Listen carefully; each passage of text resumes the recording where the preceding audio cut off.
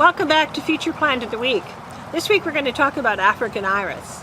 African iris is a great plant for filling in areas, for a ground cover type of issue, as an accent plant. It can even be planted in a container if you wanted to. It has very long green strap-like leaves that form a clump that can be anywhere from 2, maybe 3 feet tall by 2 to 3 feet wide. It's a very pretty plant. When it blooms, it sends up shoots from the center of the plant, and it has very beautiful white and purple flowers that extend on the end of the stems. A lot of people liken the flower to an almost orchid in looking. There is another variety of African iris that has a different color flower. It's a yellow African iris. The one I just spoke about is a white African iris.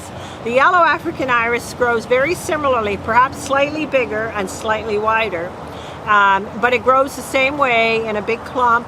The foliage is a little bit narrower than the white African iris is, but it also sends up a stem with a real beautiful flower on the end that has a yellow flower with a brown center. African iris can be divided and separated if they get too big, so you can create more plants for your garden if you choose to. It has a different look, a different texture in your garden than ordinary shrubbery does, and it's very cold hardy, very salt tolerant, and the deer don't usually bother it. If you're interested in African iris, we do carry the whites pretty often and yellow whenever we can get them.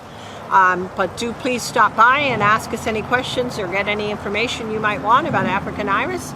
We'd be happy to answer you. Check out the pricing for the iris for this week at the bottom of the video.